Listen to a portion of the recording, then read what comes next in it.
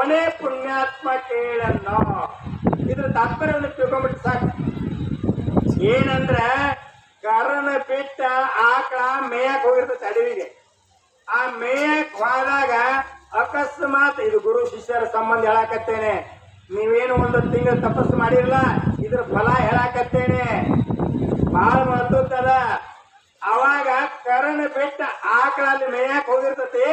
ಕರ ಇಲ್ಲಿ ಏನಾದ್ರೆ ಪಶು ಪಕ್ಷಿ ಪ್ರಾಣಿ ಎದಕರಿ ಹೆದ್ರೆ ಅಂಬಾ ಹೋದಿರ್ತಂದ್ರ, ಹಂಗ ನಿಮ್ಮ ಜೀವನದೊಳಗ ವೈರಿಗಳು ಅವ್ರು ಇವ್ರು ಯಾರು ಏನಾರ ತ್ರಾಸ ಆತಂದ್ರ ಯವಾ ಅಂದ್ರ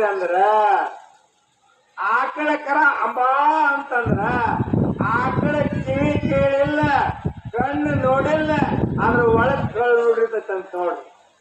ಹಂಗ ಅದ ಆಕಳ ಕಳ್ಳ ಅರಿವಾದ ಕೂಡಲೇ ಓಡಿ ಬರದಂತ ಗಡಬಡಿಸ್ಕೊಂಡು ಬಂದ ಆ ಕರುವಿನ ಸುತ್ತಿರ್ತಕ್ಕಂಥ ಏನ ಪಶು ಪಕ್ಷಿ ಪ್ರಾಣಿ ಅವರ ಬಂದಿತ್ತು ಅಂದ್ರೆ ಅವನ ಹಾಲು ಓಡಿಸಿ, ಅಂದ್ರೆ ನಿಮ್ಮ ಕಷ್ಟಗಳನ್ನ ಪರಿಹಾರ ಮಾಡಕ್ ದೇವಿ ಹಂಗೆ ಬಂದಿರ್ತಾಳ.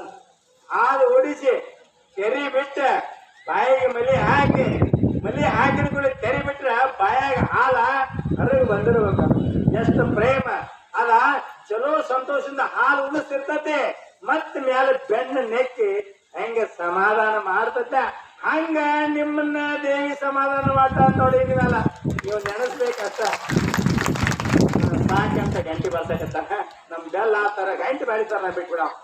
ಯಾಕೆ ಚಟ ಆಯ್ತು 40 ವರ್ಷ ಮಾಸ್ತರ್ಕಿ ಮಾಡಿದ್ನಾಗ. ಶಿವಸಾಂಬ ಜೈ ನಮ ಪಾರ್ವತಿ ಶಿವಾರ